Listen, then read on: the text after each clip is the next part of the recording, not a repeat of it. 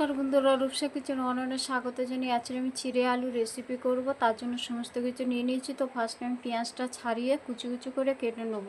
দেখতে পাচ্ছ বন্ধুরা, আমার সমস্ত কিছু কাটা হয়ে গেছে। এবার একটা বাটি নেব, বাটির মধ্যে চিড়ে নিয়েছি। চিড়েটা আগে থাকতে ধোয়া ছিল, ওর মধ্যে আলু দিয়ে ভালো করে হাত দিয়ে মাখিয়ে নেব। তারপরে কিছু মশলা অ্যাড করব, নুন, লঙ্কার গুঁড়ো, জিরে গুঁড়ো, ধনে গুঁড়ো, হলুদ গুঁড়ো দিয়ে তারপরে পেঁয়াজ কুচি দেবো, টমেটো কুচি, কাঁচা লঙ্কা কুচি, ধনেপাতা কুচি, আদা রসুন বাটা দিয়ে ভালো করে হাত দিয়ে মাখিয়ে নেবো।